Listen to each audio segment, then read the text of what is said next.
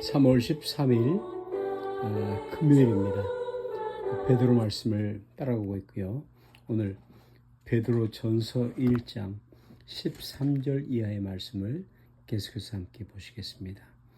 베드로 전서 1장 13절 말씀부터 21절 말씀까지입니다. 그러므로 너희 마음의 허리를 동이고 근신하여 예수 그리스도에 나타나실 때에 너희에게 가져올 은혜를 온전히 바랄지어다. 너희가 순종하는 자식처럼 이전 알지 못할 때 주던 너희 사역을 본삼지 말고 오직 너희를 부르신 거룩한 자처럼 너희도 모든 행실에 거룩한 자가 되라. 기록하였으되 내가 거룩하니 너희도 거룩할지어다 하셨느니라. 외모로 보시지 않고 각 사람의 행위대로 판단하시는 자를 너희가 아버지라 부른즉 너희의 나그네라 있을 때를 두려움으로 지내라. 너희가 알거니와 너희 조상의 유전한 망령된 행실에서 구속된 것은 은혜나 금같이 없어질 것으로 된 것이 아니요 오직 금없고 정없는 어린 양 같은 그리스도의 보배로운 피로 한 것이니라.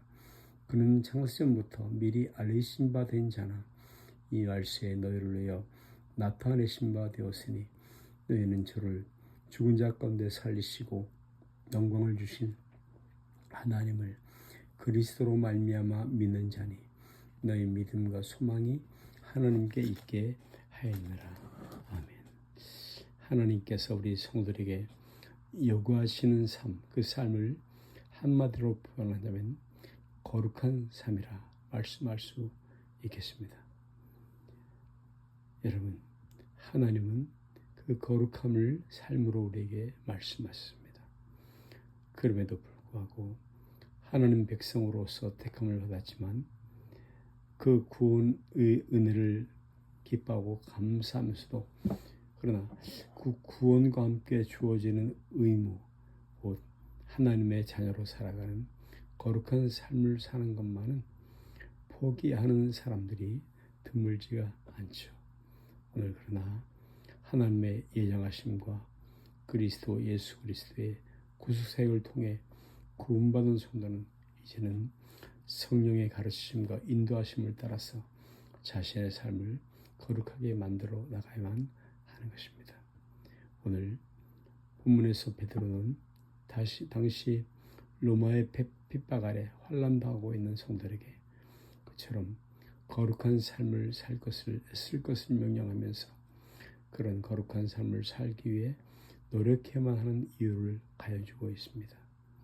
하나님께서 거룩한 삶을 부름받은 성도에게 말씀하시는 이유는 먼저 그를 부르신 하나님께서 지극히 거룩하시기 때문입니다.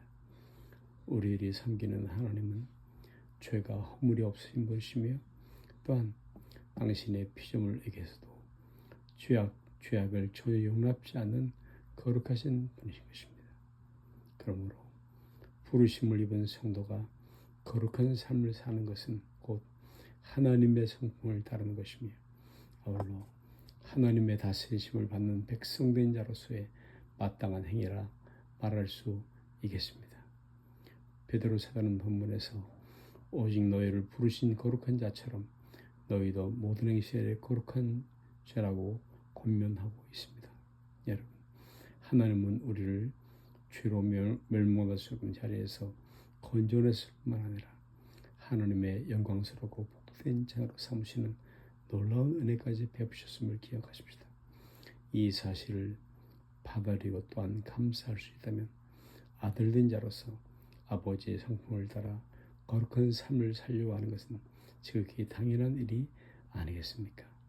우리들은 흔히 그리스도를 믿어 구원에 이르게 되었다 하는 그 사실, 감격만을 강조한 나머지 구원받은 그 이후의 삶을 어떻게 살아가야 하는가 하는 문제는 소홀하게 다룰 수가 있는 것입니다.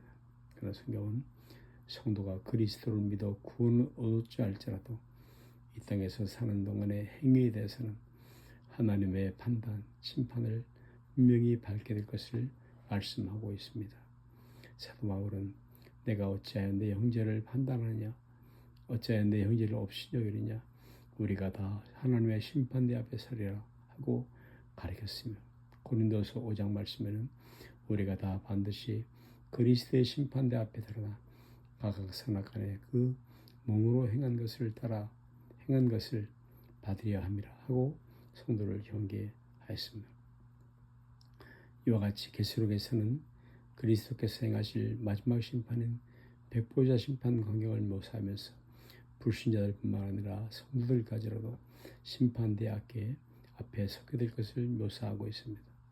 물론 이때 받을 성도의 심판은 불신자들이 받게 될 심판과 그 형격이 다른 것임을 설명할 필요가 없이도 분명합니다. 그러나 우리들 역시라도 그리스도의 심판대 앞서서 이 세상에서 자신의 행실에 대해서 심판받게 행할 것임을 말씀하고 있습니다. 여러분, 이는 참으로 우리가 마땅히 기억해야 할 소중한 진리가 아니겠습니까?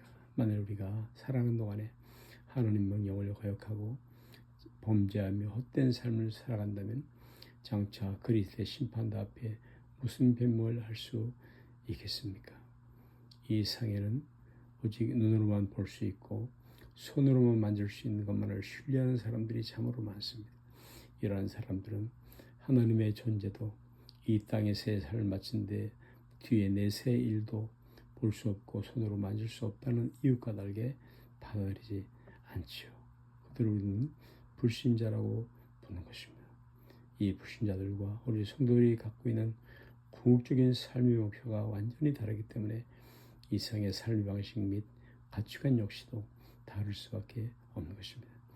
이 땅의 산만을 인정하는 사람들, 곧 육신의 죽음과 함께 자신의 존재가 소멸되고 생각하는 불신자들은 오늘을 미래를 위해서 희생할 필요가 없는 것입니다. 그들은 죽음이 이르기 전에 먹고 마시고 쾌락을 즐기기만 합니다. 그러나 죽음 이후에 심판이 있다는 것을 믿고 그 심판 이후에 하나님께서 허락하시는 영원한 천국이 있다는 사실을 믿는 성도들은 결코 이 땅의 삶을 헛되이 보낼 수가 없는 것입니다. 이 땅에서의 하나님의 뜻에 순종해서 거룩한 삶을 사는 것은 우리 성도들에게 중요한 내세의 소망을 이룰 것입니다.